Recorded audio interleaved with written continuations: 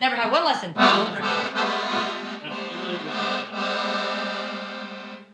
Collab or die. What does that mean? What do you think it means, bitch? I think it means that you have to collab or you're going to die in this business. And I'm against that because I don't think you have to collab to do that. Fuck that, man. But like, it's good. It's fun and whatever. Oh, we're going to have a good fucking talk then. What's up? You've met your match. I'm here to fucking discuss.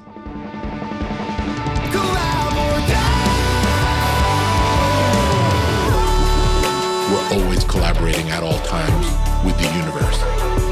16 minutes in with what you have. Okay, Ooh, cool. Yeah, cool. man, we got some really good content. I think we started with the fucking accordion, and it's come a long way since. Yeah, one more time so I have the clean audio of it. Collab or die. Oh, that's gonna be perfect. Like I have for the intro audio. That's like probably right in the same pentameter. Maybe like squish it a little bit. Hell yeah. I really like House Buddy, Anna Faris. She's from Washington State too. Like who is? Anna Faris. Oh yeah. Yeah, you know, like the That's perfect. 2000s queen. What's so funny is I feel like you kind of co-opted the sound because I didn't picture her immediately. Like it But seems once like I it's said a it, natural. you knew. Immediately. Yeah, for because she's sure. like, Anjali, harmony. It's just something I do with my voice. I think it was because you were saying something I haven't heard her say so I had that. Yeah. Immediately, whenever you start quoting her, I'm like, oh my god, I'm watching a movie. Oh, it's Anna. So Andie Case, That's me. we're here. I'm fucking so stoked that we're doing this. Hi, Johnny. I have friends that I'm close with in my hometown that whenever they heard that I might be doing this the next time I came down to Nashville, they were like, oh, no fucking way. Like, I love her. I've been following her for years. And which is fucking, I mean, like, and for me, the curve is I just found out about you like maybe 6 months ago. And then, Hell yeah. and then I'm meeting you like 6 months later and you're a little bit of a powerhouse. What? You're a fucking bad bitch. Yeah, for sure. Thank you. I think and then just today, Alex was like, oh yeah, she did a cover with R last night. And I was like, get the fuck out of here. Yeah. And then, so I watched that and you had blue hair back then. Mm-hmm. It was like black and blue. Yeah. I don't know. I was going through like my little emo phase, but it's like, that's always been a part of me even since high school. So I don't know. I was a fan of our last night. And then we ended up collabing in it. Like I was so excited about those videos and they were all just so great. Yeah, they're good dudes. I used to tour manage and do merch for them for a good couple of years. Hell yeah. I've always loved their merch. So kudos to you. Yeah, I love it. The first time I saw them was I was like on tour with another band and that was my first tour ever. Oh. And Trevor was probably like, I want to say maybe 15. He started so young. But I didn't know that. And because you assume everybody's roughly your age when you're on tour. And I'm like, oh, he's in high school. He's a child. This is crazy. But he's going out and he's like, open up this fucking pit. And dude, just they pack that house. Yeah, they definitely do. They were always an amazing band. The first time I saw them, I was fucking wowed. And then through the years that I toured with them, it was really great to kind of watch like their actual like trajectory go from being like they were signed. Like everybody forgets they were on like a label that it would basically was fucking up their releases for 4, 5, 6 years, longer maybe. And then so whenever they're free agents and they kind of take a risk on themselves and they have the right team at the moment to do that, they fucking take some risks and then they basically have shifted the way that I think I don't think they're gonna get the credit for it for a few years like on the books, but they definitely shifted a lot of what rock was doing, I think, in that time frame, and not just from like the mixing and mastering perspective, but like also in terms of like when they started doing covers, it was like it's like somehow that made that click for other rock bands to be like, oh fuck, like totally. I think I loved like and they took some risks, like they took some risks, like with they did a cover. It was with Kendrick. It was a Kendrick Lamar cover. Humble, yeah, Humble, and it was just like, oh my god, like and that's a bunch of people's favorite. Like I love that one so much. One. There's just so much angst and anger and emotion behind that. And I was like, oh shit. Hell yeah. Yeah, it feels expressed that way. Yeah, I would go crazy because like I grew up, I guess, loving rock music and screamo and whatever, all of the different tiers and genres there are. Subgenres, that's what I was trying to say. But like fucking Chelsea Grin and whatever, Bring Me and all those things in high school. So it was just like they kind of like it felt like a resurgence and in a different area, like on YouTube, that they brought back, and it was cool. And also just like I'm such a fan of that music that when they made that song in that kind of way, I was like, oh my God, I get it in this version, and then this version, I was like, I just want to go crazy right now. Like it just had so much emotion behind it that I really loved. So that makes me think about the bar you kind of have to set whenever you go to do a cover, and like what you're like the vibe you're trying to accomplish. Like I saw like your most popular ones are you in a car. So like that's, but you think about you know, I don't know how you are, but like we overthink everything, and so it's like the thing that fucking holds up most releases that we could have out sooner or faster. Absolutely. And so the bar is like good because it gives you like a goal to reach for. But I think when it comes to doing like covers, do you feel the weight of like, okay, if I'm gonna release this as like officially like a produced effort, like I don't want it to fucking suck. Like I want it to be like my expression of it and feel like my thumb is on this. Oh my God, yeah, I feel that's so tough, and especially like I feel like we've been uploading for a little over a decade, and the first decade I miss that feeling because it was just so much like excitement and just to put things out, and everything just felt so fresh and awesome to just like do something new. And then like the latter half of it, or once you've been in it for a few years, like I definitely feel more of that pressure to like, all right, well, so why am I covering this song? Besides the fact that I love it, I don't want to just do like the same exact thing that the original artist was trying to portray. I want to show my vision on it or the way that it made me feel. And that's kind of how we started the YouTube channel in the first place, was like, let's just break every song down to just acoustics and show how, like, not that those songs needed to be shown how great they were, but sometimes I feel like there's like another angle of appreciation when you strip a song down to just the vocals and just the piano. So whenever I feel kind of overwhelmed to make a song a certain standard, I just like break it down to the bones and break it down to the things that like I loved about it in the beginning. But that pressure is definitely there to make sure that it's like you're putting something out in the world and you want it to be good. You don't want it to just be like a carbon copy, or like you're just trying to use the name or do things to get the views. It's like everything that I've put out and everything that like people around me have put out, it's like it's a part of us, and it's very personal. And what's the thing about you as like an individual artist, like you bring your own bag of tricks to everything you try to like re-express. Well, you have to. I mean, it's a part of you. Like, it's not external. It's a thing. It's very much so a part of who you are. But like, that's your well that you kind of draw from. And I think that, you know, at any given moment, the way you might express a song is going to have a totally different vibe too. So I think it's kind of important to not. And it all depends on in the moment and when you heard the song, and like, I don't know, so many things depend on it. Are you working on new music right now? I mean, always, I'm sure, right? But like, always, you know. But yes, I am. I've just started locking down dates for shooting a music video for one of my new singles that's going to be out this spring/summer. I don't want to say too much about it, but I don't want to put a deadline on it and make myself have to. I just gleeked everywhere. I don't want to put a deadline on it, and have to chase the fucking deadline. Exactly. So no, but I'm always working on music. I've definitely spent the last year and a half just kind of getting my thoughts in my duckies in a row, I guess. Well, so my lead in was to that is, you know, do you start a lot of your songs acoustically, or do you where do you find yourself starting your music the most? Normally with like lyrics. Yeah, for sure. Just lyrics. That's how I really like. Has to start that. I like words. They're normally just like. It depends. There's different ways that it starts. It's normally like, or it's sometimes notes in my phone, or sometimes I'll set dates with the people that I love to work with. One of my producers, Nash Overstreet, he's one of the producers of this track that we're gonna put out in the summer, and we just have a good vibe every time we get in together, and sometimes different things come out, but I'm always able to just like say what's on my mind, and normally the songs that come out are just things that I say in the room, and it's very like natural and organic. You catch yourself saying something. Yeah, I catch myself, and then and somebody's like, "Oh, I like what you just said there. Let's roll on that," and then we chase a feeling and we go off with it. But other than that, it's just random notes and things. I don't know. It's always a different way.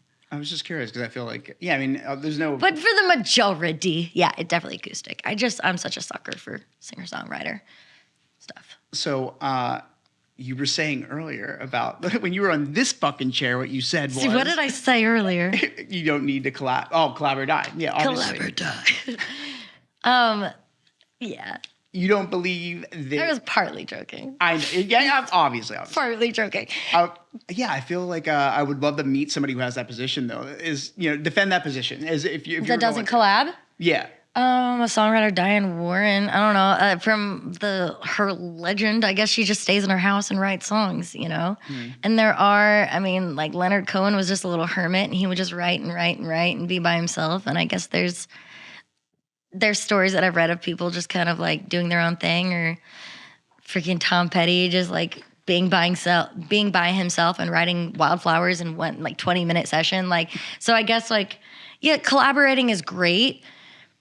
But I almost feel like that's more has to do with you, like, I don't know. I don't know. Because being human and an artist, it just kind of all coincides together. I feel like if you're an artist, like, the fact that you're human is what, like, makes you cool. And what makes you an artist is the more human you are. But I'm rabbit trailing because I'm getting excited. So the point of I came up with the name. So just like you have that one liner that you say. Collaborate. So I do love that because I think collaborating is so fucking important. And I want to take the connotation of it having to be a negative thing that needs defended out of the equation, because I think that it's more integral to just the fucking experience of like being exactly. Yeah. I'm here and I'm going through a lot, and like this is the music I grew up listening to. So these are the patterns in my brain that have been developed. Like, and it's so funny, like when you're in high school, you remember kids that you try to show something you found to, and they're like, this is fucking garbage. Like, what are you listening to? And you're like, okay, that's a little hurtful, but fine, that's fine. Can I hurt my feelings there? Yeah, but then you realize, like, just the pattern there just says people get into music if they receive it at the right time. Yeah. Like, I can't just jump into something that, you have to kind of connect to it, right? And totally. most songs are put into a space where you connect to them.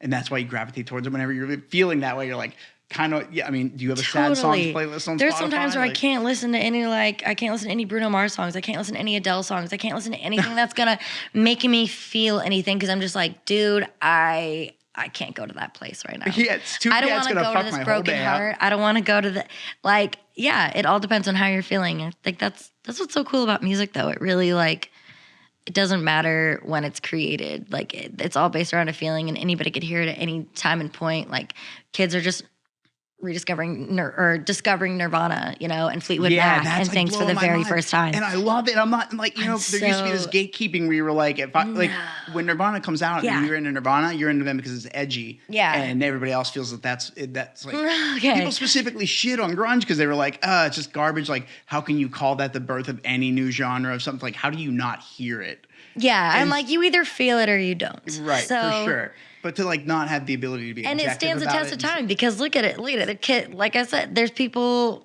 all over the world discovering things for the very first time, and that's their first experience with it. So it just it transcends through time and space. Right. That's it legacy. just exists. Yeah, that's legacy. So yeah, I think about that. Do you think that's something you're chasing? Mm-hmm. Yeah, for sure. I think because those artists have gotten me through my time, like Kurt Cobain and Amy Winehouse, and I don't know, just a number of other artists that they've transcended through. And some of these people, I didn't become so involved with them until after they had passed. So it's they still they connected with me even though they had left this earth. I feel bad for Nirvana fans that discover them now and are like, oh my God, this is my favorite band. I was 2 when he died, so I'm like, I missed out. And it's same with even Chris Cornell and stuff. And I grew up in a very sheltered, conservative environment, so I just felt like that's your Bible. I was discovering so many new things and that had already kind of come in the limelight and passed. And I think it's hard not to want to chase that and want to be that, because those artists and those people got me through my times, and it would be so fucking amazing to do that for somebody else. In the grand chemistry of what has made you the musician that you are right now, I would say that you are this evolution of who you are. This is what pours into your music. So this is just by very nature of all those processes and feelings and trauma and fucking things, songs you've heard that you've liked that build that influence. That's collaboration is the fucking, that's the collaboration you need to be mindful of so you can fucking harness it and do it more, because It's like I don't think you could do like stand-up comedy all the time if you didn't take a step away from it to go and experience shit to be able to like Totally. Otherwise, get what are you going annoyed to talk by about it. and joke about? Like, you know, that's Right. the thing. It's like writing songs. I'm like, I need to experience shit to go write about it. Otherwise, For what am I sure. going to write about? Just, oh, here I'm here writing a song. Yeah, but so I think that's like the thing that's what makes it even possible, right? Because like I think you can agree you can't luck your way into, there's no lottery to whether or not you make it as an artist, whatever that means to you. Yeah. And so when you shatter that, it's like, well, then what the fuck am I doing this for? And it's like, oh, well, okay. So I got to start asking myself the hard questions, like, why did I fall in love with this? I remember, what was your first car? My first car was a 1986 pickup Nissan. Yes. I wanted it to be I had a 92 Cavalier was the first car that I like purchased. Hell yeah. And so with like, I think it had like 300,000 miles on it. Hell It was yeah. in rough shape. And I was smart enough that one of the Christmas gifts I got was like an Iowa 3-disc CD changer, like stereo unit. Hell yeah. And I was smart enough to connect my computer to to use my big speakers for my audio for my computer. And then I was like, oh shit, I can make a Winamp playlist and fucking put this to tape. And then like now I've got tapes for this shitty cassette in my fucking piece of shit car. But Dude. man, I have these visceral like music underpinning experiences that have shaped who I am with like The Used, Linkin Park, Limp Bizkit, fucking like my sister, I had to have her buy me Significant Other because my parents wouldn't let me have it because I had the explicit warning on it, so I couldn't go in and buy it my myself. God. So I had my sister, who was like 10 years older than me, well into her 20s, was like, "Oh yeah, I got you," and she got me that, and I wish I could remember what the other Korn Issues. Hell yeah. And so I got two, and those are two great albums on their own. So like I the love fact that you just like music is such a fucking weird experience for everybody. So weird. But what I'm saying is that can be the thing that breaks you through. Like, Yeah. when people say we're never going to see the Beatles again, and like we're never going to see another Jimi Hendrix, and it's like, I think if you're looking for it to be a guitar player who's that person, yeah, probably. Like it's a one instrument. I don't think he embodied just the instrument, right? Like he's a human being behind it, and he's got Yeah, he just represented so much. And I don't know. I just heard like the quickest way to like steal happiness from yourself is like to compare, you know? Yeah, And that's so brilliant. I'm like, Brilliant. everybody kind of stands on their own. And I think that hopefully people just see every artist for who they are and their own things. I think like comparing people to the past But in a and generation stuff, like where, obviously everyone's going to pull inspiration from like the artists and stuff before, but it's just like, it's just so sad to like compare them to the past things. Cause it's like those artists and people were great in that time in that era. Yeah. And what they stood for. And there's just so many reasons and just the universe colliding, I guess, that makes the artist who they are. And it's like, that can still happen later Yeah. on in different ways. I think people just look for it too much, like in a linear- specific Yeah, or yeah. literal way. Yeah. Yeah. Instead of just being like, They've oh, well, objectified it. Like they made it like a thing that is like a thing you can chase and is attainable. yeah. And totally. not, it's like it's a Instead of just, like, byproduct of the famous people don't know they're famous like when they're new to it, right? They're like, oh fuck, this is actually just a collective conscious raising about people knowing who I am because of stuff that I'm doing that is getting that kind Yeah. of attention. Yeah, I think it's just funny to see everybody's artistry is totally different, which is great. which is great. But it's hard to think that it's great in the beginning, for Yeah, sure. for sure. Yeah. It's so easy to compare yourself and to be like, oh my God, I'm not doing anything. Like, oh, well, so-and-so is at this point by this age. But I'm like, but everybody's life is so different. Everybody's upbringing is so different. And everybody is exposed to different privileges and tools and just different walks of life. And Do you think it's a good thing that the barrier for entry is now like almost non-existent for getting into recording from home so that like anybody can go and get the few tools that they need? Do you think that's a good thing? I think it's a great thing. You do? I love that. I think like everybody should be able to have the tools and means to just venture out into whatever makes them feel something, you know, whatever they love. It's self-exploration to a degree. It is. And it's like the ones who really love it will stick around and the ones who don't and who are just experimenting for fun, which is totally cool. Right. You know, Or even if they're just playing with the idea. Yeah, Like, maybe they'll pop in for a second and you know contribute in some other way to something bigger, you know, or whatever. Like Yeah. there's just too many pressures and rules and bullshit that we put on ourselves. Like who fucking cares? Everybody should have all the tools. I'm not into any kind of gatekeeping bullshit. Share your fucking secrets. Share your ideas. Share like all the information that you have because like nobody can take anything away from you. Well, we only get better if we do it. And we all get better anyway, you know? Like the best way to learn is teach. I don't know if that makes any fucking sense, but I've learned so much more through teaching other people around me and other creators and my friends. And I don't know, I just feel like we should all just love each other and learn and fucking get along. God damn it. Can we just do everything for the love? Yeah. Well, I mean, in a beautiful in a utopia, for sure. Yeah, world, definitely. totally. But yeah, no. But I think we're kind of heading there. Like, I think we get better by collaborating and putting things together because we introduce new ideas to people. That, I mean, you're just if I'm teaching you something I know, we know that you just said, like, you're reaffirming something in you that you are, like, maybe really still learning. Because, like, obviously when you get into, like, mixing or, like, recording in the first place, you start at fucking really humble beginnings of, like, what you can accomplish and get done. Totally. And then the more you kind of deep dive into it, you're like, I start to craft a little bit into this little, this pot's going to get a little bit more interesting now. And I suppose that's, like, the bag of tricks, I think. That Totally. And sometimes you don't see it until time has passed. You've just been doing things, and then you can look back at things that you've done in the past and be like, oh, that was shitty. But now I know better. Right. You know? I don't know where I was going with that. Okay. So, well, then fine. We'll segue to this other, as you said about the past, what was your experience with Dave Navarro, working with him like? It was fast. It was anxiety striking. Was that like your first like taxing like thing to? Well, so I didn't really know like what situation I was walking into for that. My manager at the time, because it was all around this like reality show, and I wasn't supposed to know who was going to mentor me and all these things. So I kind of like walked in thinking that I was just gonna play a free show at the YouTube space in LA, and then I get like bombarded with like a mic and all the stuff, and they're like, "Hey, by the way, you're on a TV show. You're gonna be here for 10 hours." So you got abducted into the show. Abducted into the show, but it was fun. It was a. You fucking won.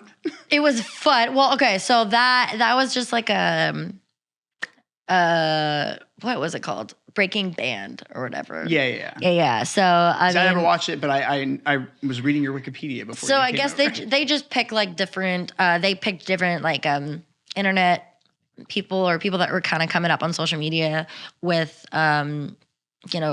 reputable people who have been in the industry a long time, and put them together, and we're trying to like Breaking Band, like I don't know. It was just there wasn't really anything to win in that thing, so it was just kind of like I feel like the elevation, it's like a thing, it's like an accolade, right? Yeah. A lot of people would kill to get that, right? So it was just it was a good experience. I was shitting my shorts. I was shitting my shorts. I was like, Dave Navarro, he just was so confident and just so aware and stuff. And it was just like. Were you ever a Jane's Addiction fan? So here's the thing. I was really sheltered, so I didn't really know very much of Jane's Addiction. I knew like Jane Says and like a couple of the songs. Jane Says. I loved that song and stuff, but I didn't know very much about him other than like he was with Carmen Electra and he was on Ink Master and things like that. But yeah, I mean, it was great. It was a great experience. It was fun. He was just very intriguing and was like, "Oh my God, we're both Geminis. What's up?" Like. I was like, this is crazy. Very cool. That's man. so funny. Nice tattoos. So you have great skin. What was the thing then, the Usher thing after that? So that was an app, but it was a fan. What is it called? It was everything was voted by fans. So It was like getting your social media following and stuff to jump on and vote for you on this app, based on the videos that you would do and stuff. And I didn't even really know very much about it. I just knew that it was an app and you could compete and upload videos of yourself singing. And Usher was somehow involved in it. And I mean, it just all sounded like a great idea to me. Because we upload to social media anyway. I'm going to upload videos of myself singing anyway. And I just like was bombarded with the most amount of love and support that I've ever had in my life. And I was able to win that. It was a whole competition. And I won first place for it with Usher, and it was amazing. And I just, it wouldn't have happened if it wasn't for like the support and the love and the fans on that. And it was so great because one of the last videos was like one of my first original songs that I had uploaded to YouTube. So it was just a really good, crazy, very surreal experience. It just happened so fast. Yeah, I can't even imagine. Yeah. Oh my That's so God. rad. I mean, that's awesome though. They didn't even tell me I was going to meet Usher when I went. Fucking They just heads up walked would've me. been nice. They walked me to a studio and they're like, all right, you're going to go. Talk to the producers about this. And then he just spins around in this chair. And I was like, They want that. They want you. my They want face turned so red. I'm sure you can still find the videos on YouTube. My face turned so red. I was so nervous. I was like, oh yeah. my God. I remember watching Let It Burn when I was like 11. I was like, oh my God, you're right here. But it was so good. He was great. Just gave all the freaking great advice. And he was just like, this is just a step in your career. Right. He was It's like, not the end, this isn't the end. This is a great opportunity. But everything is just about the journey and kind of experiencing the ride. There's really no end to it. So where does the ride go for you from there? Because I feel like do you like kind of pick up steam and kind of chug through? I was able to just kind of focus on originals for a little bit, and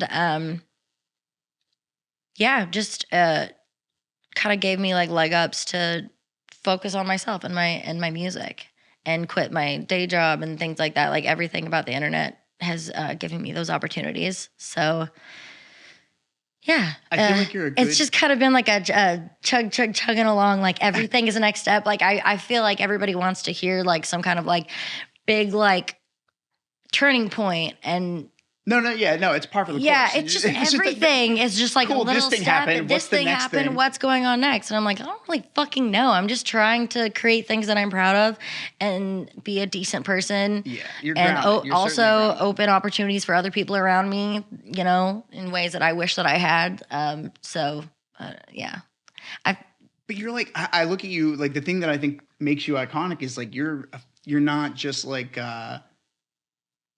it's not your good music could be anything, but like who you are as a person is like very grounded and somebody that I think is approachable in a way that you want them to be, right? Like you seem like a really good person. You're super charismatic. Like you have like super eccentric, like bottled up energy for sure. Oh man, I'm a Gemini Virgo rising. I'm so sorry for the world experiencing this. I'm just But the world needs that. Scorpio moon also. I don't know how much you know about astrology, but what do you would understand? I feel like the answer is it all makes sense. It does. Yeah, no. I mean, everything is, I don't know. I just feel like just a person. I just feel so normal. And like, I hope that everybody else feels the way that I feel. It just kind of everything kind of feels like a clusterfuck, but you just kind of vibe through it and you enjoy the good times and you enjoy the bad times. Or you don't enjoy them, you just feel them. You just endure them. Just kind of endure them, yeah. But there's another side to it. Like you can get out on the other side.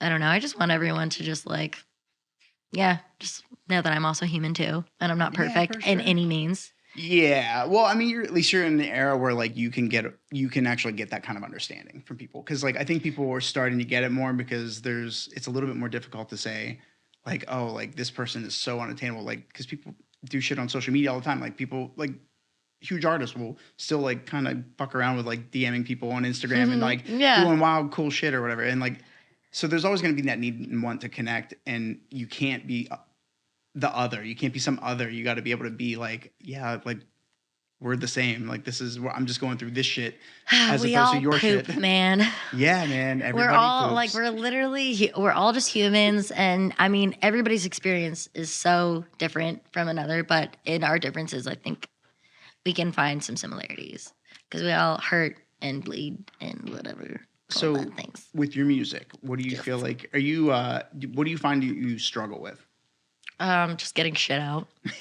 Yeah, maintaining any semblance of a schedule. Not overthinking it. That's the hardest part for me. That's the worst one. Because I'm just like, God, whatever I put out into the world, it feels so permanent. And like I said, in the beginning, it didn't feel that way. I was just so excited to just express myself. And then I got to this point where I was like, okay, just because I'm expressing myself and I feel great doesn't like, and I'm not thinking about the world around me. I just wanted to start taking in, I don't know. I don't know. I don't know if it's just getting older. You just start to think more about everything. My back hurts just enough to start thinking about like. But just like every message that you put out, every fucking tweet, every Instagram story, I just like want it to just emulate love and light. But that's not all of fucking life, you know? So Yeah. it's like, it's just weird, you know? It's Yeah, but different. the way you navigate that is kind of, and the way you do release things, that's like a part of your legacy, right? Like that's how people come to know you. And Yeah. You just got to release it. You 2023, just got to put it out. yeah. I think it's, but it's hard when you're a perfectionist because you give Yeah, a but shit about. perfectionism is fucking bullshit I because know. literally, like, you can perfect everything until the cows come home, but like, it's you'll just hold yourself back. Like sometimes I get have a standard, totally try to reach your goals, but it's just so easy to overthink things and then just not put them out, and then you're sitting there for like 3 years, and then you're like, oh, I wish I would have put this out. Like you like look at it later, and then you're like, oh my gosh, like that wouldn't have been that bad. Like people, I don't know. No, so I know exactly what you're talking The about. internet, the world. People just want to see that you're there, I think. I don't know. About 2 years ago, a little over 2 years ago now, my guitar player passed away, and it was like super unexpected. I'm so sorry. And thank you. He was an amazing dude, a really, truly brilliant musician, like through and through. And we'd filmed the music video, I want to say like 4 years prior that we were still working on. It was like a really beautiful music video in concept, but it was taking so long to just get everything perfect. And so we didn't release it. And 2 years ago when he passed away unexpectedly, I just kind of had like a second wave of like emotion that kind of, and it was a really beautiful song. It was like the appropriate song that if I were going to do like an in memoriam style music video to him, it was like, this was the song to sit through repeatedly. And it's kind of what the song was about. Yeah. But so the song's called Volatile, and man, it was just such a heavy experience, but it was also like, I think a part of how I was able to kind of grieve and process him passing also. But the result at the back end is we get this music video that was like maybe 5 or 6 years in the making. And I feel bad. One regret is that like of all the things that I could say I regret in life, I really regret that I didn't finish it for him to be able to see it. And there was also no way for me to do it in terms of what it became. But that's a consequence that you can suffer if you're holding on to like the perfect. I think if you're a band, you're like, oh, I've got these 4 dickheads with me, ride or die. God. Now we got to write. And then you just don't ever think that there might be a scenario where like when you go on live in your separate lives that one might not come back. Like you don't know. I didn't think my last practice with him would be my last practice, that kind of stuff. So it was really, really, really heavy. And definitely one of those things that can kind of, in the artist journey is like a thing that'll set you back. Like, yeah. And I felt like I got knocked off a horse, and my thought process was, all right, boys, let's have a come to Jesus moment. Are we going to call it quits right now? Because anything we put forward out from here is not going to sound the same. It's going to have a very obvious like element missing from it.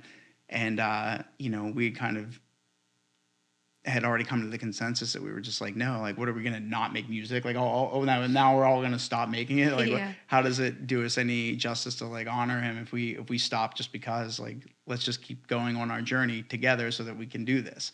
And so that's what we've been doing. And then we kind of took like an active run at things after that because we were like, okay, we got to, fuck, you could be dead tomorrow. Like, we gotta get your fucking shit together. Also, literally. Call me before you go to bed at night. I love you, and then hang up. Oh my god! But like, those are the dire consequences, right? Like, not everybody is gonna have to go through that. Fucking, thank God. But goddamn, Johnny, I'm never gonna fucking sit on anything ever again. That's so harsh. I'm so sorry. But that's the best thing that could have happened to us moving forward because it kickstarted this. Everything, like me starting this podcast started developing, like that was like an idea 2 years ago. Okay. I'm just like, I'll collect the ideas until they connect enough that I'm like, now this is something I'm going to go after. And, so I feel like that's the thing I can kind of put forward that I definitely got out of him. And I think other artists need to hear it, like even successful ones. Like there are people that are sitting on some things that are like, I'm the kind of person where like I grew up in a generation where I fucking killed for the random when CD stores were still a thing, kids. Yes. And you could go and fucking find an album you liked and then find a B-sides album for that album and be like, oh, here's the songs that nobody seemed to give a fuck about or the label didn't think would be the single or whatever it is. And some of those were some of my favorite. And absolutely. Especially in the age of stealing music when I was notorious for it. Oh my God. You don't give somebody this soul and then tell me I could have free music and then expect that I'm going to exercise any modicum of respect for artists and their process before I was an artist. And then luckily by the time I really started diving into it myself, streaming started to become a thing and yada, yada, yada. But yeah, you can't die with it in you. That's the fucking big takeaway. So, God. and you seem like a very like I would liken your, I don't know, your not your voice, but like your character kind of just like energy sense kind of embodies this like Janis Joplin-y kind of fucking. That's like kind of a timeless oh my vibe. God. But listen, I'm not blowing smoke up your ass. All right, calm down. I'm saying like, I love Janis. but that's like Janis Joplin wasn't Janis Joplin because she was trying to be a Janis Joplin. She was just herself. She was herself, and she was alive and freaky and just an advocate and just a soul. Just I don't know. Just really remarkable. Embodied so much. But so you know, so if you that means yeah. So you heard it once today. You have that kind of energy about you, and I think that is if you're pursuing your art the way that you are with the intent that you are, that's your intention. The thing that you're putting into your music is what you're intending to put into it, and you have to be. Everybody's art is all a process of how mindful they are of the things that they're putting into it. Really. Yeah. I think it's really cool that you've been like kind of chugging away, but you're like super humble, and that's people fucking lose that. I've toured with bands that were like really cool when we were all the openers, but then like whenever you're fucking main stage or whenever you're direct support now, it's like, oh, okay, sorry. Oh, I know, or I don't know. No, that I would never want to do that. I don't know. I hate the idea of making anybody feel left out. You fucking know, you for sure. Diva, I'm a diva. Wait, I'm a diva. I don't fucking know. Anyway, yeah. But so, thank you for saying that. I try to remain humble. Well, I think it's like it's more a byproduct of who you are. I don't think you're like, it's probably. My self-esteem was beaten down when I was a child, so I just, I'm just kidding. No, I love myself. I don't think I am a rounded human. Who has experienced things, traumatic things, but you know what? We're all here. I don't know a single person that I've ever met in my life that I thought was worth meeting that didn't have some sort of trauma. It adds a little spice. Yeah, it's certainly a flavor of living. I just think that's you don't get people with character. You don't find the Beatles without having people that were raised by the people they were raised by. You know much about the Beatles at all? Or not the Beatles. Oh no, they're the from Beach Liverpool. Boys, the Beach Boys. Oh no, they're from Liverpool. Liverpool. No, I love the Beatles. And the Beach Boys. I love the Beach Boys. Brian Wilson. Genius. Yeah, and his dad about like what a raging dickhead he was. Oh my God, he was Satan. Yeah, literally the worst. Have you seen that movie that John Cusack did? It was like Love and Mercy with Elizabeth Banks. It's all based around Brian Wilson's life. And what's it called? Love and Mercy. Love and Mercy. Okay. And it goes through like him recording pet sounds and things. I forget the actor who plays young him. He's amazing. He's like in Prisoners and thankfully not Kevin Spacey. Paul Dana. Am I saying that right, Dana?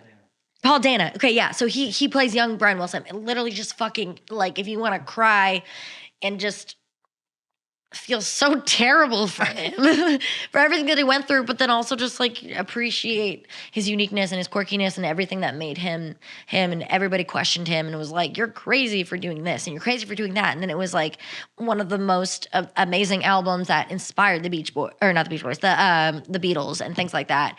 And I don't know. I just I appreciated Brian Wilson so much more for his quirkiness and the things that he went through. What's your like? I mean, I feel like top 5 is ignorant to do to anybody, but like maybe a top 3 influences for you. Like, top 3 influences ever? Oh my God! Yeah, for sure. I'm making it real hard.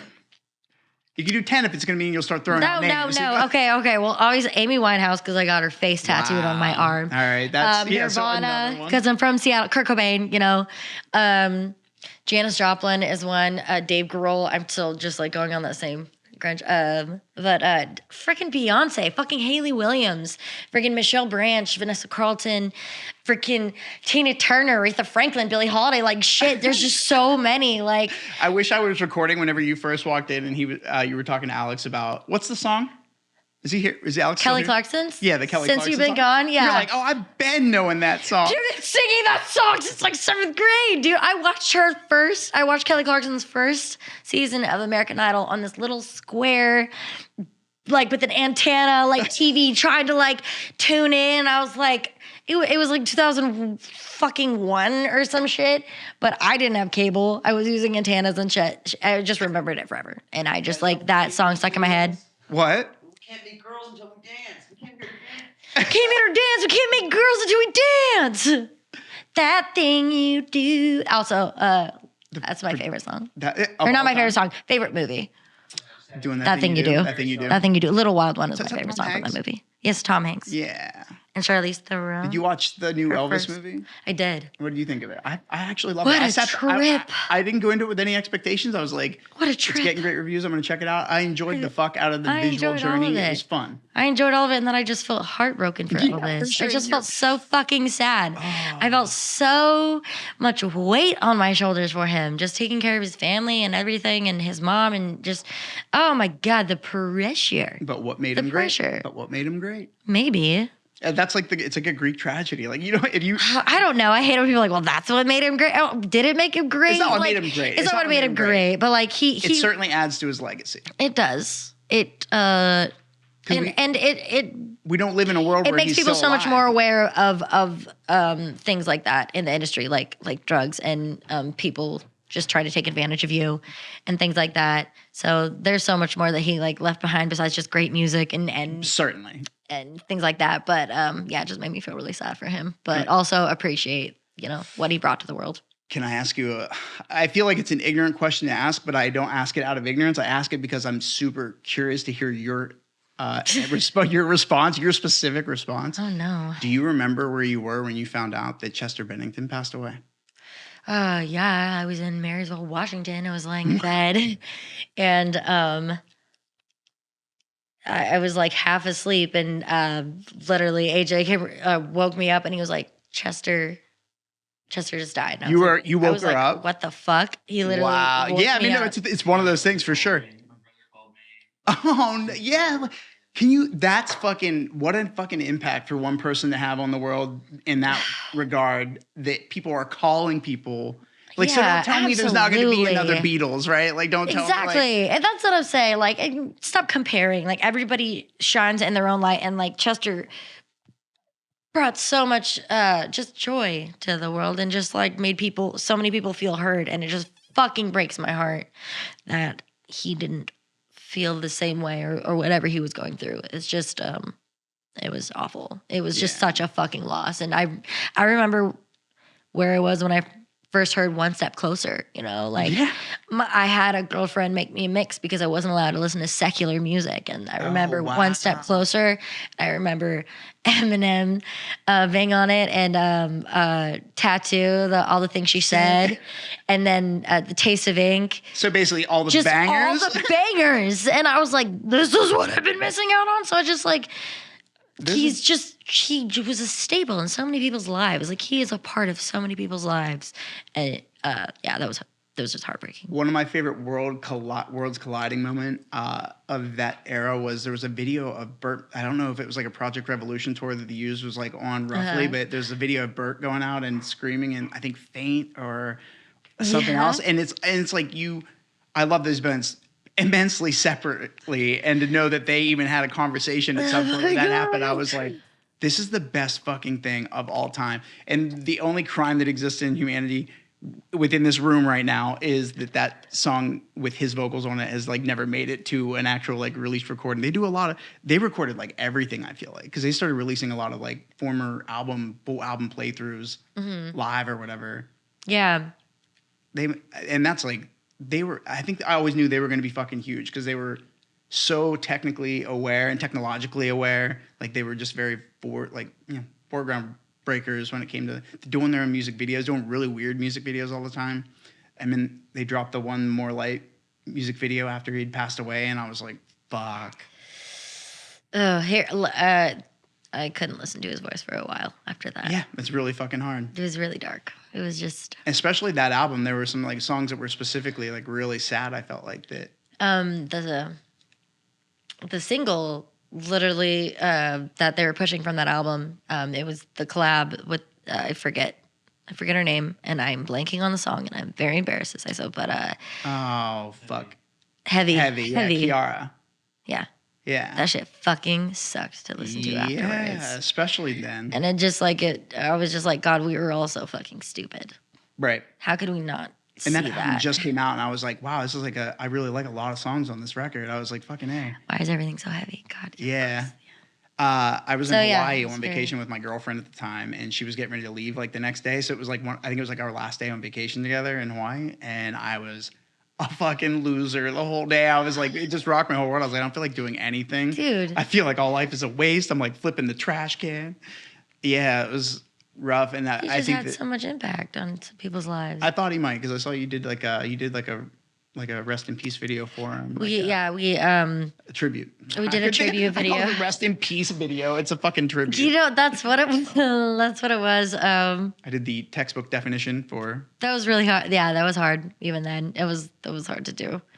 But I loved him so much, and his voice and all of his music, and just how he made me feel less alone. So even if he couldn't see what everybody did for him, I felt like, I don't know, who knows what happens after life, but I felt like I hope that his soul felt all of the love.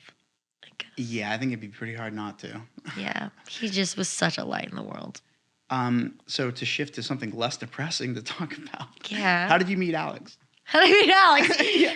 All right. You came in the door I don't hot. know. You were like screaming, running in the door. I was like, babe. Alex, I have to pee. We're very comfortable with each other. We met. I don't even know. Alex. Alex. I don't remember how we met. It wasn't through. Did we? One of us DM'd each other, right? Okay, actually, if you want to know the truth, Mike Berry DM'd you off my account because I thought you would think I was totally lame. Oh my God. Okay. To be fair, there was a case that could have been made. That's so funny because I was such a big fan of you, Alex. Well, You could have you literally could have, and you would have been fine. Mike, he did. how is that son of a bitch? He's good. Yeah, he's got little kiddos now, you know. Kiddos. Alex is the king of overthinking shit. That's why I relate to him so much. We're on the way over. I was That's like, why we get along, I because was we like, both overthink you want to drive, or everything. do you want me? You want to ride with me? You can just ride with me. Or we can drive separate if you want. And he was like, it's like stop. He's like, well, if we drive separate, here then he goes. He didn't even have that. He had the 5-second pause. He was like, it's like, I'm definitely overthinking this. I just love that he talks about it. He'll be like, I'm definitely overthinking this. He'll say it out loud. I don't know. He's just so fucking genuine. Yeah, for sure. And so we met. Neurotic as fuck, but he's humble and he's fucking honest. Was it like 2016 or 17? Well, Was this after the Usher? Was it after Usher? It was before, for sure. So then, It was 15 or 16. It's been a while. that's awesome. So, I mean, I just, You got to figure I out. don't know. I vibe with people that I vibe with, and like, I got thrown into. I was out to do merch on a tour for him, and his tour manager was already a hand-me-down tour manager because 2017. what year did we meet? When we did a Shape of You cover, that's what we I'm started. in love with the shape of you. Everyone had That was the their first version. one. Yeah. All right. Yeah. Well, whatever, man. I thought I knew him longer. Feels like I've known him my whole life, that son bitch. Yeah. Love that son bitch. When did we do the 20? Was it 2015? Was that the Summer with Alex Scoot tour? I don't remember. So Yeah, that was a fucking hot minute ago. And I met him. I was supposed to be doing merch, and his main tour manager wasn't going to do it anymore. But he found a replacement because he was battling with him and Alex's manager. Did not get along at all. And so he hired Duncan. He hired Duncan. We played that House of Blues show at Disney in fucking California, and then Hazel just broke his arm. he was hit by a drunk driver. Oh no! Yeah, like don't drink and drive, kids. And so Shit. I got thrown into the TM position, and then I came back and started doing it. Then after that too, but yeah, we met, and I remember it was so funny. And Like you fell in love. I fucking fell in love that summer. Those big doe eyes. You can never take back those kisses you gave me. Yeah, we hit it off, and it was so funny to me because he was really he's the first person I met that was like successful, and I think he kind of hated it. He just didn't. He just doesn't give a fuck. Like, this touring just sucks. Why do we have to do this? Like, it's not even fun. It's like I could be doing so much Just at home what right I now. love about him, no filter. He just says what's on his mind, even if he is overthinking. I don't know. He's just very genuine. I just really appreciate it. He was so comically different than I would be and have been in his so position. dry. But like, that's the art of the genius is when you just observe somebody and you're like, you were out of your fucking mind. No wonder you were fucking this creative. Like, this has to go somewhere. Right? Can't dump this on your family all day. It's gonna have to be put into something. I just appreciated how human he was when I met him, and I just felt so unjudged, and it was really nice. So I was like immediately like, I don't even know. I could get into details, but anyway, he was just very, very sweet. He was very sweet. Do you feel like you have some touring coming up? I feel like you could be like. I am kind of focusing on originals right now. I kind of go through like. Would you like to hear a very unpopular Alex Good opinion? Yeah. He believes that there should be no more new music written. Go ahead. What is your response? Well, okay. I would like to add to that and say that I was reading this book called Songwriters on Songwriting, and I forget the songwriter's name and the exact passage and the exact chapter, but but this was a songwriter in like the 60s, and they said they were like there could be not one more song written in the world, right? And the world would have enough music to enjoy and interpret and this is back in the to. 60s or 70s. This is back eons ago, not eons, but whatever. Yeah, a while ago. So I kind of think about that every time. I'm like, oh my god, I have to get this feeling out into the world. I'm like, do I, or is this my fucking? But then that holds you back because then you're like, oh, it's already been made. Like, I don't know. Whatever. Just fucking put your thoughts and feelings out into the world. No, not another song needs to be made. But you don't know that something needs to be made until you hear it sometimes. You know what I mean? Like, sometimes you're like, oh, I didn't know that I needed this song. I didn't know that I needed this influence. I didn't know that I needed One Step Closer until I heard it. And I was like, fuck you, Mom. And now like, it's in my DNA. And now it's like forever embedded in me. And I'm like, One Step Closer. You know what I mean? Like, I don't know. You don't know that you need something until you hear it sometimes. So, I mean, I just think everybody should just keep creating and putting things out. And does the world need anything else? Does the world need better technology? Need anything? What does need even mean? Technically, we don't need anything. But I should think about how much better the world would be. Like, that's what we just gotta, I don't know. Everybody just does their best.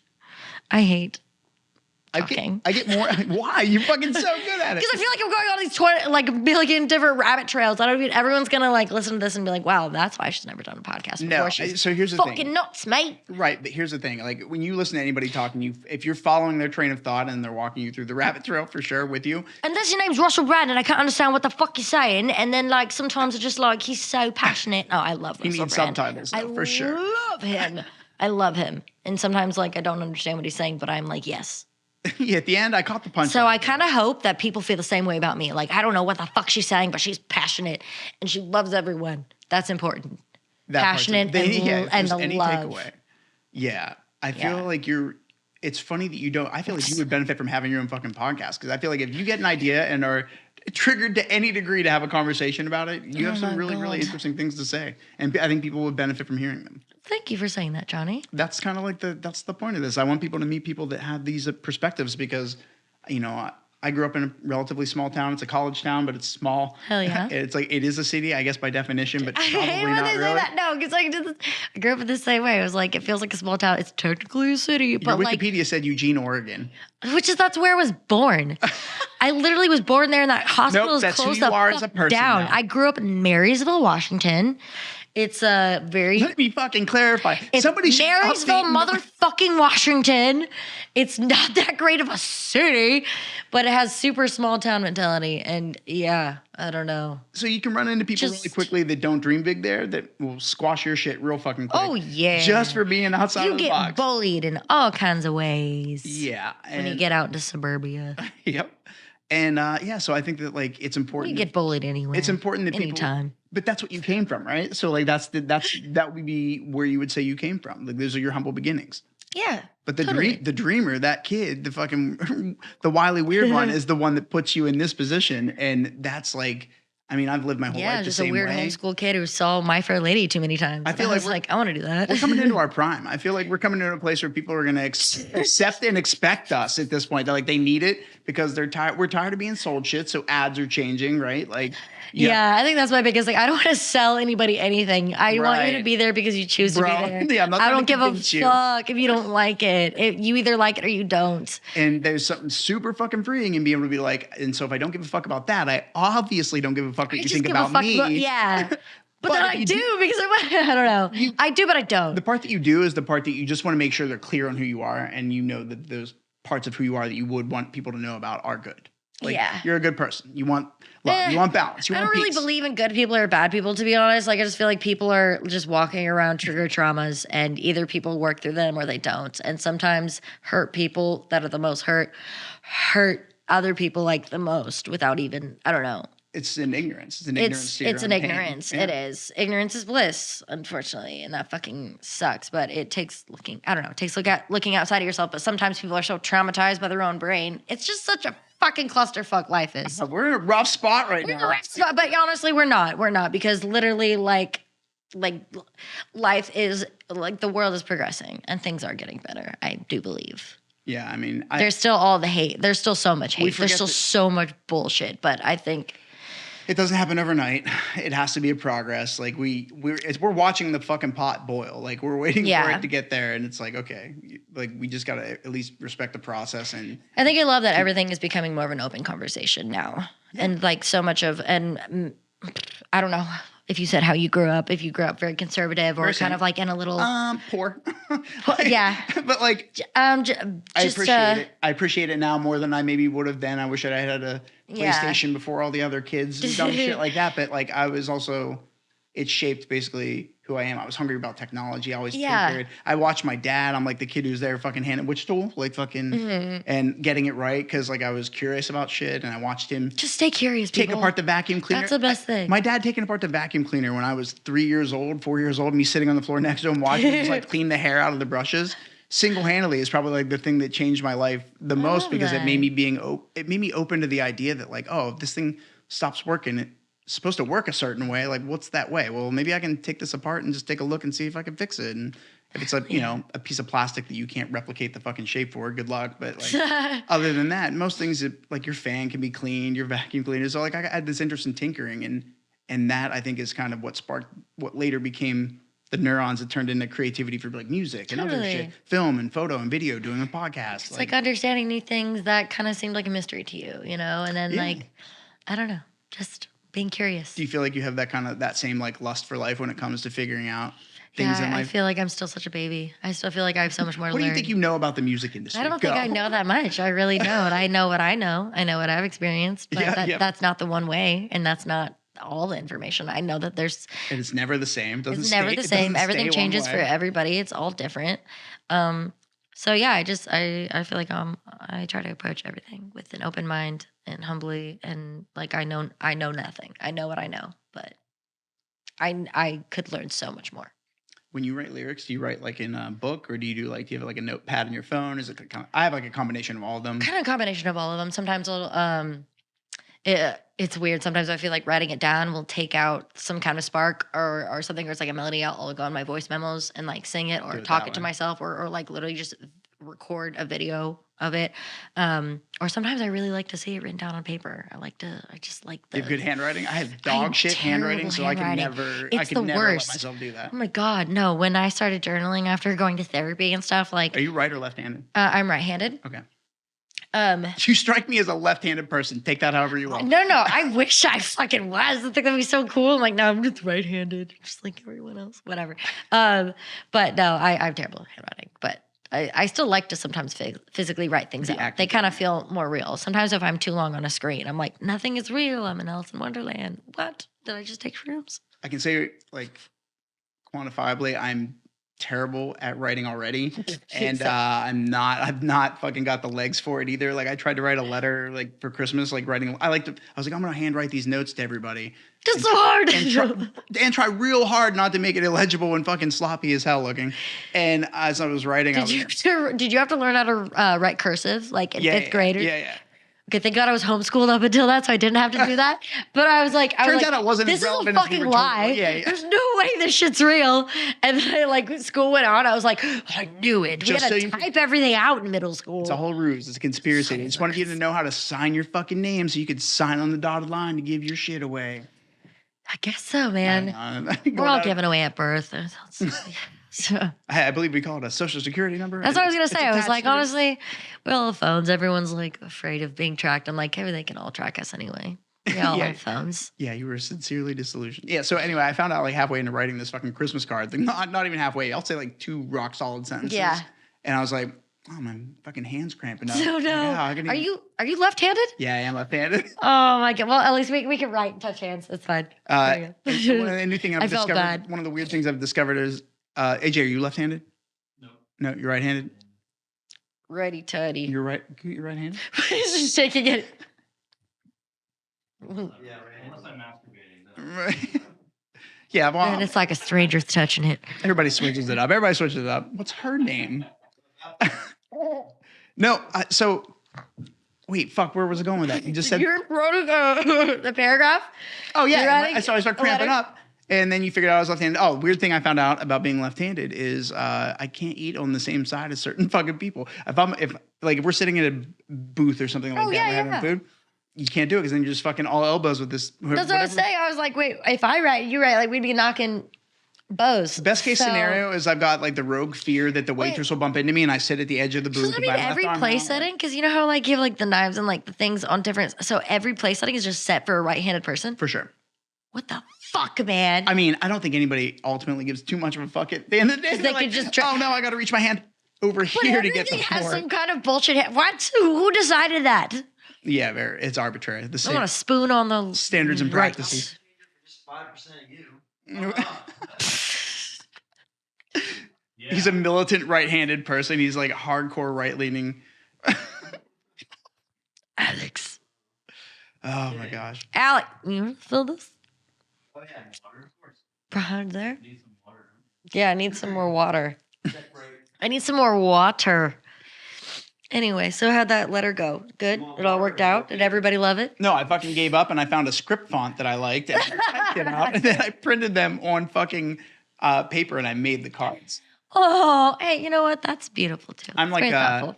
I don't want to say like I'm like a fucking, what do they call it? Like, not, what is the term? A woo-woo person? But like, What does that mean? I fuck with Crystal's heart just because they're cool, not because like, Oh my god. not because I can.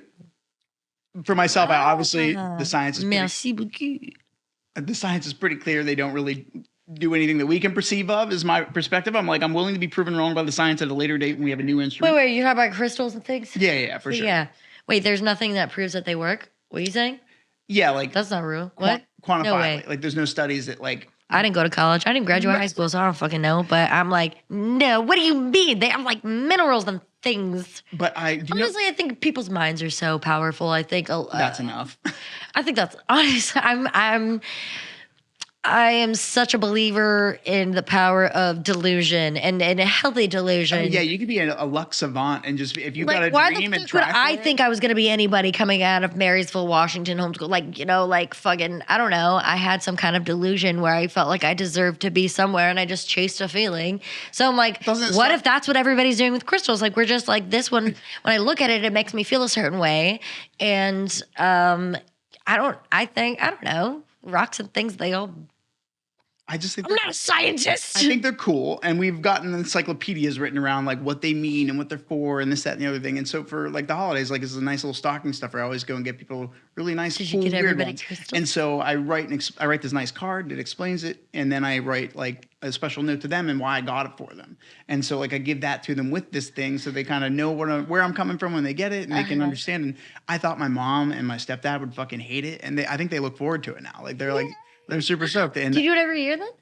it's like a new tradition I've started in the last like 2 or 3 years, I feel like. That's hell yeah. That's so cool. I try to get my dad this like polished stone skull every year, and I get him like a different one Ooh, every cool. year. Same deal. Yeah. So, and he's like a big Harley guy, like that kind of a person. So Yeah. it's just easy to get. I love shopping for my dad because it's so fucking easy. I hope that I am that dad someday. Like I want to be the dad are you easy to shop for? No. No. You got a taste for the finer things, obviously. Yeah, my dad, same. Right, grew up poor. He grew up poor, and I'm super thankful for him all the same because I'm like, man, you fucking giving me my humble beginnings gave me the real fucking foundation that I was going to need to be able to kind of go from there and reach new plateaus. Like you have to have somewhere to start from. Totally. Super important. I wanted to ask you if there was anything that you wanted to talk about that you like maybe have coming up, or like random fucking thoughts or feelings you're having about certain things that are going on in the world right now that you'd like to discuss. Shit. The I Think I'm God music video is fucking dope. Oh, thank you. Who was who's you. it that did that video? Andie Oceans. Andie Oceans. Yeah, shout out to Andie Oceans if that's anything I want to leave with. Like, he directed it. He's just a great guy. And do you feel like you've got a big circle right now, or do you feel like you've got a tight knit circle? I have a tight knit circle. I have I have a handful of people that I've worked with for the last decade. And then people who just come along the way that I just love, and Alex is one of them. And yeah, AG. But no, I like to keep a tight knit group. I like to know who I'm working with and just know that they're passionate about it. And Andie's one of them. I had a really fun time on that. And I Think I'm God was like a song that I wrote in the midst of quarantine when I was just kind of feeling like just the biggest bag of shit. And I was like, I'm going to write something in a completely delusional way that's going to pull me out of this. To hype me the fuck I'm going to up. hype myself up. Yeah. Well, I I'm think like, you are Jesus, bitch. Like, get out of here. And like, whatever. You want to get on a serious level? The collateral damage of that is only that you hopefully inspired a bunch of other people. I hope that I just inspired everybody to find their own inner God and their own just inner confidence and know that like, I think it's hard because like a lot of Christian conservative people would hear that statement and think that you're meaning it like in a literal but they're not sense. everybody. They're not everybody. They're not true. everybody, and also like if you want to get into that, I think God. I believe in God. I just believe in a different way than I think most people do. Right. But I think that God would want us to find all of the great things about ourselves, because what's great about us. If we were created in his image, right. then that's what's great about them. Yeah. And I think that's what they would have wanted. He, she, they, whatever, whoever it would. I think whether people are like dogmatic about it, I think everybody kind of subscribes to like a higher power kind of concept. Yeah, so just like whatever higher power, I just think everybody... Look at all the religions of the world. The parallels in the writing are almost identical in so many different ways. So I think people, regardless of how you look at it, I think when you're trying to say people try to find like your inner God, I think what you're really saying is like that inner fucking total love for you. The inner love for you, because if you love yourself, then when you love yourself truly, you want to love so many other people, and you are able to share that love. And I think that's what God would have wanted us to do, is to just share the love and find ourselves in just to become our greatest selves that we can. You for sure think that there are aliens, right? I mean, maybe. I I want to see them. Dude. I want to see them if they are there. I want to see. They wouldn't let us see them. They're all laughing at us.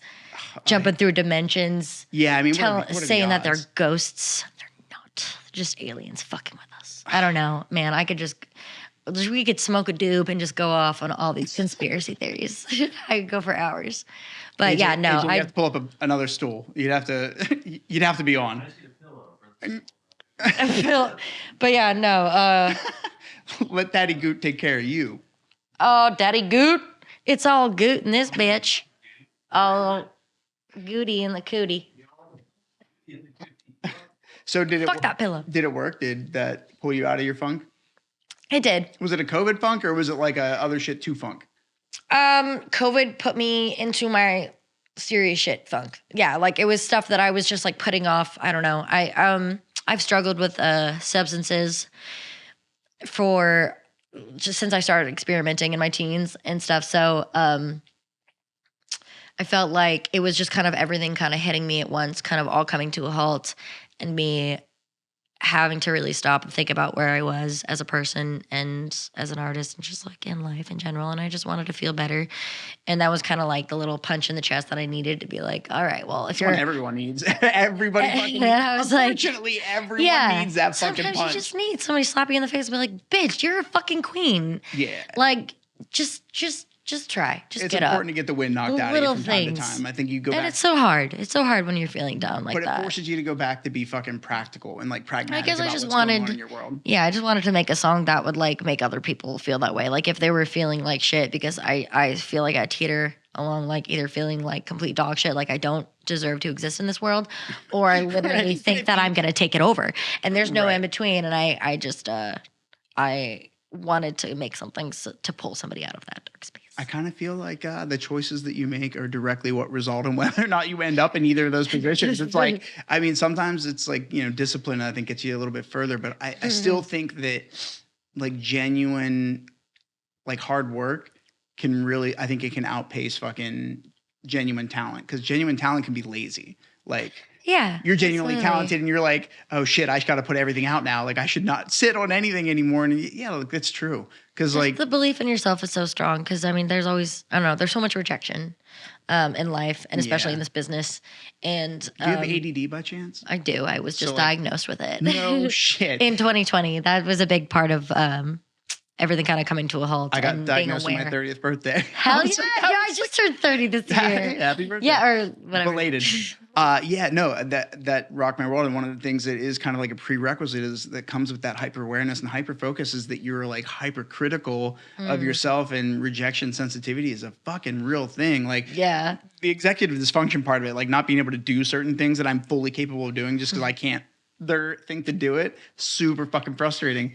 But to know that there are like these other things like the rejection sensitivity, it's like, fuck, if I had known 10 years prior that I was basically going to always be sabotaging myself like that, you would put yourself around people that would Lift you up probably tell you you're more. a fucking idiot and that you're wrong and like to put your shit out and keep writing yeah. music and fucking, I mean, ideally, right? You've Yeah, got the ideally. circle I that guess gasses if you I up. would have been aware of like what my mind was doing in the beginning, I would have been like, all right, so let's surround yourselves with people that like are gonna help with those things. But I mean, you just end up, you know, talking yourself into like a little negative hole, I guess. Have you found yourself in like unhealthy circles, like groups of people at any point? Yes, definitely. Like, was it like when your group was large? Yeah, it was just kind of when I was like just kind of going through life. I was bouncing around to different parties and just saying yes to too many things. Yeah, the was power saying of saying no yeah. is fucking mad. Like I was afraid that if I said no, then I would miss out on things. Yeah. And that's just like if you don't feel like going out that night, if you don't feel like saying, or if you don't feel like saying like a person, or I don't know, just do whatever you fucking feel like in the moment. Because the worst thing is to feel like you have to do something, Right. and then you commit to it, and then you do it, and then it just causes more harm. Were you kind of a person that like by nature does things just I was to a be nice? fucking people pleaser, dude. Oh, Absolutely. no, yeah. I'm a middle child of 7. I literally loved I love getting praise. I love feeling love. And I just felt so much rejection and like I wasn't enough when I was a kid. In my Of upbringing. 7? Of 7, yes. You were number 4? Yes. Yeah, 3 younger, 3 older. That's funny. I was number 4 and 6. So that's Look at us, middle Yeah, child babies. We are. my real worry is the statistic of why are we both doing music and doing podcasts and fucking. It's a middle child syndrome. We're both attention whores. We just need Is that a thing? the Is validation. middle child syndrome a thing? That's got to be Middle a thing. child syndrome? Absolutely. Oh, if it's not, we're gonna reach no, out. it is a thing for sure. And it's got to be. I have to think Because you got about. to like live up to the standards of the oldest, but then like you're not the baby anymore. You don't get the, You can get be the perk of being special. You can babysit, but you still get babysat. You never Yep. you can get forgotten about because you're just always the accommodating one to be like whatever they want, whatever's gonna keep everybody together because I'm so tired of everyone fighting. Were you book smart in like high school? I did not graduate high school. I think if I would have put my effort in, I would have been book smart. I really liked reading when I was a kid, when I was like under 13. But the second I started to experience sexuality and things, I got super distracted and I was just like, I don't care about books anymore. Yeah, I pretty just fucking easy to get distracted. to be and I fair. was like, whoa, this is a different world. This is fucking sick. Like And you said you had like kind of like a conservative upbringing. very conservative, yes. Yeah, I feel like that's almost like it's like a fucking springboard. It's like, what are you Oh, doing? yeah. You're like, what's on the other side of that fence I can't see? Why am I not allowed Why to go can't see I watch it? Little Mermaid? Why? Because You're she has like- shells on her titties? That's weird. Wow, Literally. you couldn't watch Little Mermaid? Dead ass. Yeah. Wow. Yeah. Like a cartoon mermaid was sexualized so much. So, yeah. I mean, I think also- that's why I've swayed so much on the other side, because if you see my videos and things, I'm very comfortable with my body. I don't find any problem with nudity. And I think it was just, yeah. It's So literally the way we are born. it's the way we are born naked. Yeah. That's our skin. My dog doesn't have to wear clothes. Just getting pissed that you're not covering up who you are. Yeah, I mean, Yeah. just the first glance connotations of that are pretty fucking heavy. But obviously, like, yeah, I mean, that's probably where insecurities come from in the first place. Because then you're like, oh, wait, now I got to take it off. Some people can get comfortable with like being able to hide themselves in their clothes. And then, you know, Which is totally valid. If you're comfortable wearing I'm saying all the clothes, 5,000 years ago, we didn't have a choice, is my point. Like, oh yeah, like we were all just walking around with our bushes out and shit. And when did that change? yeah, bring it back. Hashtag Bring back the bush. Yeah, I just feel like you're this kind of character, man. Like, I think you're a needed. They would say maybe a necessary evil, right? fooled But you. like, gotcha. But there's just such a benefit in people that are like free spirited and open in that regard. Like it kind of coerces the common good into like being like, all right, come on, this is a long stretch. Maybe we should virtue signal everybody, and like we can all just be who we As are, long and as- it doesn't have to be yeah. an attack against you. Like, yeah, I feel like things are. They feel exceptionally polarized and sort of like exacerbated right now. But I'm also like, I mean, not in my world. I fucking travel all over the place. And I think if you're just nice to people, it's like, that's where it fucking starts, right? Like you can't. Yeah, definitely. I mean, there's always it's frustrating when you're going up against systems that have been set in place to go against you. But I think, yeah, just getting there's so much that we can't control. And I think just focusing on what we can control day to day, and it Yeah, I starts with can't just change loving each anything. other. I can't change anything super external for me. I can just change what I do every day. There's you can just It just has to start somewhere, that's a right? start. You Like- got to start somewhere. You just start day to day. Send love where you are at, and just educate yourself, and just love. Just So, love. what do you know the next single that you're putting out? Yeah. Yeah, you get this big shit-eating grin immediately whenever you do. Yes. Okay. Have you announced I've already it? said what the fucking title is on Instagram. It's called Everybody's Buy, Everybody's by. Okay. and it will be out by Pride And when you drop it? 2023. You're trying, It'll be out this year. You gonna do it like during Pride Week or something? Pride month. Pride Month? June. It might be out before then, but the song is called Everybody's Bi, and I am openly bisexual, and I just it's just a bisexual celebratory song. And it's done? It's already like in the can? It's done. We just started scheduling the days for shooting the video and things, and I'm very excited. It's very much like a passion project, as is every song that I do, but Have you leaked any like teases of it or anything like that? Is it- no, just literally just the title. Is it upbeat or is it like It's fun. is it a banger? Very fun. I'm not gonna say anything's a fucking banger. Huh? yeah. I'll show you after this is done recording. Only on my phone and only after you sign this NDA. No, I don't give a fuck. Whatever. If shit gets leaked, like No, somebody's. that's rad. So what's the team you assembled to do the video for it? I have Andie Andy Oceans Yeah, on it going again back, for I okay. Think I'm God, and I'm working with this female director. Her name is Roxanne. I'm blanking on her last name right now, but she's just very talented, and she's worked with a bunch of other female artists that are successful, and she's just a boss. And Hell yeah. What's she doing? What's like her capacity in it? She's like directing or she's directing. Hell Yes, yeah. So she will be. She's taking on the role of the director, and then Andy's kind of co-directing with her because he's kind of become my right-hand man now with videos because I just enjoyed working with him so much. And yeah. If it's not broke, don't fix it. Fucking yeah, this process works. Let's we're Andy and Andy. It's great. start but- that's your side production company. Yeah, There yeah, you go. double A's, just like my titty size. It's great. Just kidding. So But is this what can I ask like because you're independent, right? I am independent, 100%. Okay. So All around. what is the budget you're setting for this music video? I'm always super curious because coming from the artist perspective. Yeah. Like, I've seen amazing things done with fucking nothing. It's and a I've very seen low budget. I've seen terrible shit done for a lot of money. And, Yeah. and so I'm like, oh, okay. So this is all bullshit. It definitely comes down to like, what are good ideas that can be executed Totally, well. because this like, we've been doing videos like in-house for the last decade. And I Think I'm God was kind of the first video that we like splurged on. AJ, do you shoot? He shot so many of the beginning videos and stuff, and he's still such a big shooter. Yeah, he's great. Did you start as a shooter, or did you start as a musician who then became a shooter? No, musician. He's a musician through and Oh, through. yeah. Fucking He's you just too? a fucking jack of You all also? trades. Yeah. No, But he's an incredible musician, songwriter, singer that's- also. But listen, But then also does video work. I live in a town where I've got some really fucking talented musicians, and I am like, it's like pulling teeth to get them to see that they're like this small step away from being able to at least open up their ability to be observed by a greater audience. Totally. And it's that, I don't know if it's that purist mentality, but it could be where they're just like, oh, like I'm just a musician, like I don't want to learn all that. It's like, if you embraced it as a part of the journey in your musicianship, and it's just like learning how to fucking sweep on a guitar or something. Mm-hmm. It's just a new skill. It just doesn't have anything to do with the guitar, but it's also a part of your, like I discovered my generation, your generation kind of, I still had MTV when it played music videos and wasn't ridiculous and fucking 24/7. And there was music and there was TRL and there was fucking like, it felt like competition and wildness going on. And that's just like where, I don't know.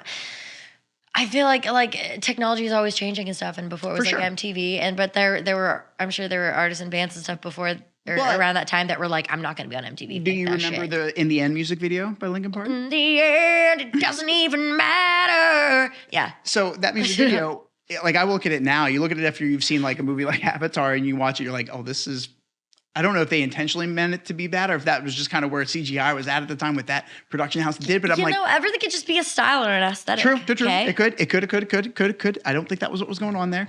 But my point being, it's really funny to think that like the things that we have the capability of doing now, like with the way we visually represent our music, I think that's made it a new aspect of music that I pay attention to. Like I Think I'm God. The music video doesn't write itself.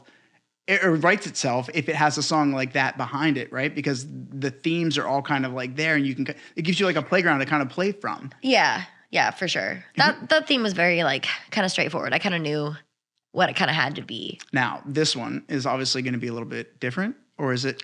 This one will be different for sure. I think it'll be much brighter and happier and kind of more of a celebration. I Think I'm God was a celebration.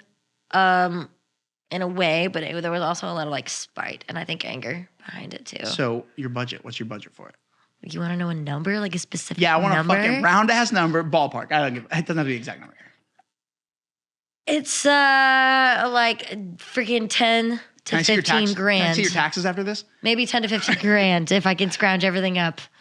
Yeah, I mean, but that's a fucking respectable ass budget, and you got a vision. But that's behind still fucking indie budget because I don't even know. It's crazy. People spend hundreds of thousands of dollars on music videos, and I'm like, I wish I could do that. You know, some of that be my paycheck, or.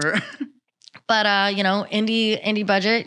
You're doing what you can, but you want everyone to still. That's a super I want everything commendable. to be a part of worth everybody's time too. I want everyone to get paid. Like in the beginning, we had so many people just giving free time and sacrificing so much of their life to make something awesome in the beginning. And I just I'm very thankful that I'm at a point where I can pay everybody for their time. But we all do this thing now where we're working on videos also. And I feel like part of that process came from, there was a period of time where I had to do things for free and I had to, so like they all kind of feed into this like ecosystem of being a musician or an artist in general when you're growing. Like you have to be open. A lot of people are not willing to do I have to do this shit for free because I don't have any fucking experience. But kids, it's so easy for people to also get taken advantage of. That's I've been true. like, there's a lot. Oh, I think I have to fucking do this thing for free. But I mean, I think it depends on your knowledge in the moment. Like if you're just like, interning in something in the beginning and you don't know a lot, like, just take the opportunity. There's a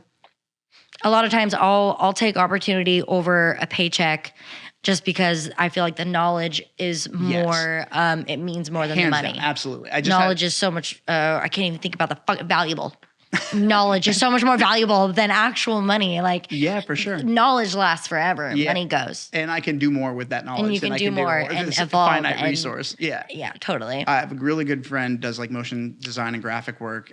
His name's Kenan, and he's starting his own like visual effects, like I guess like sort of studio.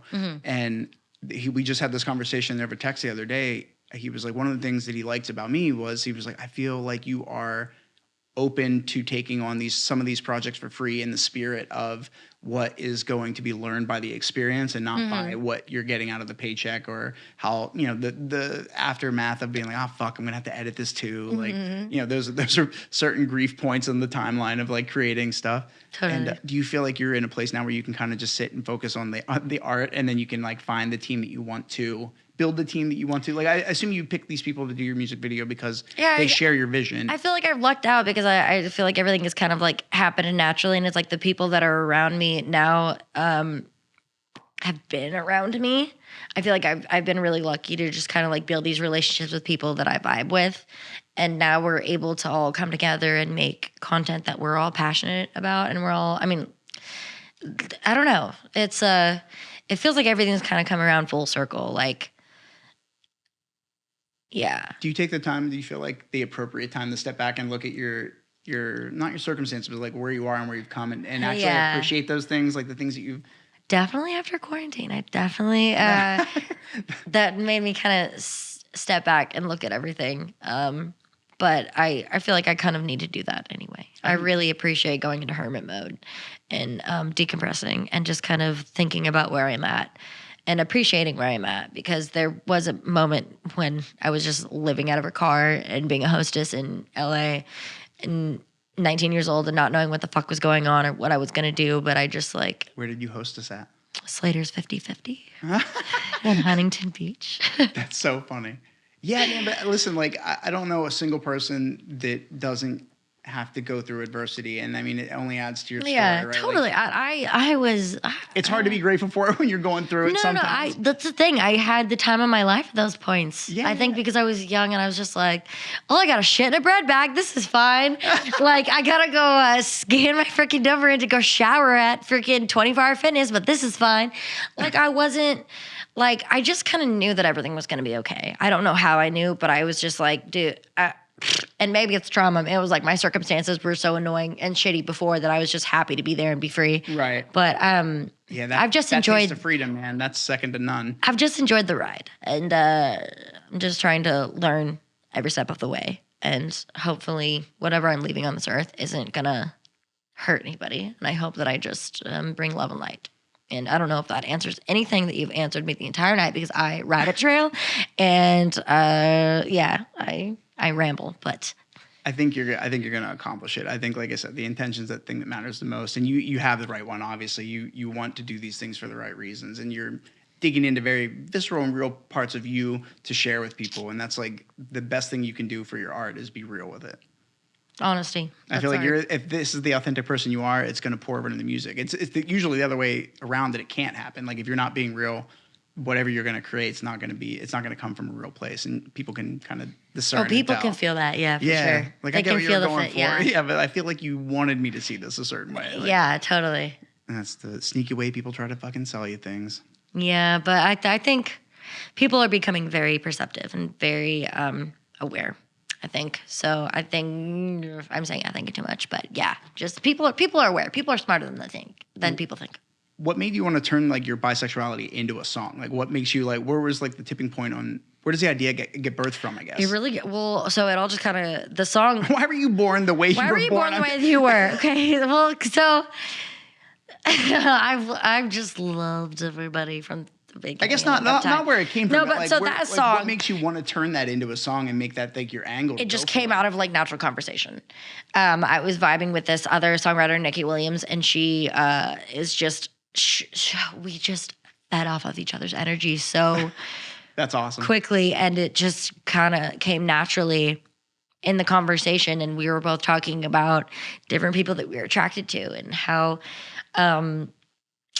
we heard Megan Fox say that everybody's bi, and then we were like, oh my God, I think everybody's bi. Well, do you think everybody who's bi thinks everybody's bi? Right. So then it just became like this this just celebration of who we were in the moment, and just it was just fun. It was just like a good experience, and Especially when you that's kind of where it came from. And I think I was so excited about it because coming from a conservative background, I was told like, okay, well, you can like, it's one thing if you're gay, and there's one thing if you're straight, but if you're bisexual, then you're just a sex addict and things like that. So I was just like, well, what the fuck? So I just like was just so like, I wanted to celebrate the way that I felt. I wanted to go polar opposite of that and just embrace it in the way that I felt. And I was like, there can't be anything wrong with loving everybody and loving whoever you're attracted clearly to. we can see some good in here. At least some good. Can we Yeah, see? no, I was like, I feel great, and I don't know. So it just it came very natural, and it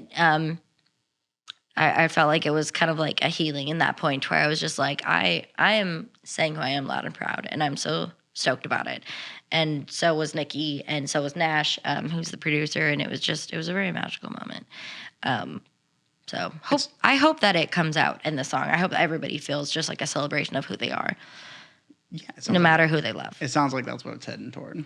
Yeah, I mean, I think it's just important to see like you're putting out something that you have a very passionate belief behind, and sometimes even if it's just like a really fun thought exercise, Yeah, totally. like the experience itself can be a fucking really good time of just that collaborative process of working with people. Totally. And that's basically why I started this motherfucker, because I just wanted to. I'm super curious. Everybody's process is different. Like not yeah. everybody writes a song the same way. Not everybody collaborates the same way. But I think whether or not you're doing it externally or you're doing it internally, it's like you got to figure out these things that you're feeding out in there. The conversation I had with Woody yesterday was really, really good. I think I literally just sat there in awe for like a decent portion because he just says he puts things in a very succinct way, and he has such a worldly perspective on things. And I mean, he's been through his own mountain of shit too, like everybody is obviously, and just he has a really good way of making you feel like at peace with the chaos that can kind of be out there. Yeah. And I mean, I was like, yo, you're writing, like you wrote a book. Like I remember when this was an idea in a van with you like fucking forever ago, and you're here, like, what is that? How do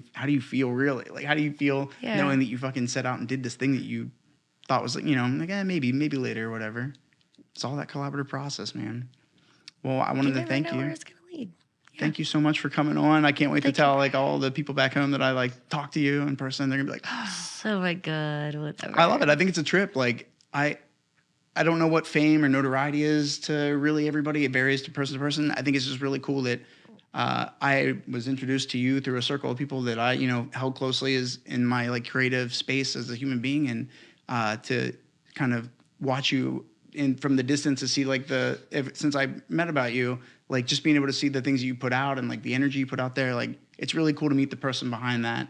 And I'm, going to be happy to go back and report to everybody. Like, yeah, she's fucking awesome. I know, like, people in my friends group are like, oh, you would fucking love her. Like, you would love this person. You would love him. He's fucking ridiculous. Like, it's just really cool to meet people that are doing it. Because in a world full of people that aren't, it's easy to get swallowed up and taken away from doing the thing that you love to do. And I feel like you've bypassed that hurdle big time. And you're in a place where you can fucking create authentically and really push and put your shit out there. I'm trying, You're killing it. Thank you, Johnny. Thank you for having me. Can I get one last collab or die? Collab or die, bitch.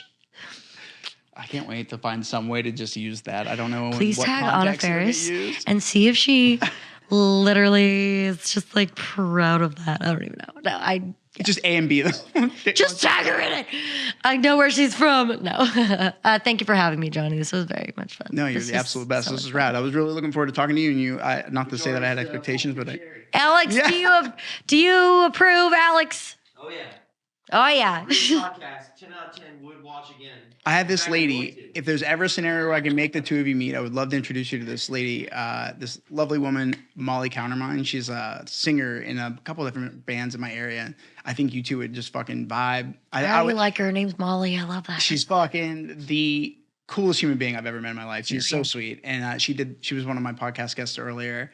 And I just think you two would really hit it off. And I would love to find some way to like put you guys together in a creative way. Dude, let's all smoke a doob together. Yeah, in a legal state. Sure. Yeah. We would never. No, we would cross never. borders. Delta 9, whatever. Yeah. Anyway. I'll only smoke whatever's legal. So. Yeah, we smoke what's legal. I love weed. Anyway, Willie Nelson, right? He's in Tennessee.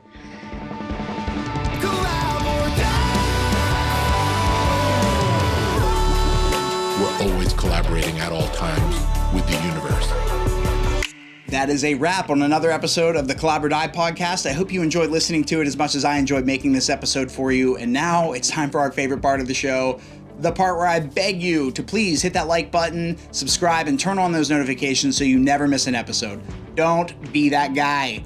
Follow us on all your favorite podcast platforms like Spotify, Apple Podcasts, and Google Podcasts. I want this podcast to be wherever you are, whenever you need it, just like a reliable wingman or a comforting bowl of mac and cheese. And don't be shy. Give us a shout out on social media at Collab or Die Podcast on all the cool platforms to share your thoughts, your feedback, and your love. Until next time, Collab or Die, baby.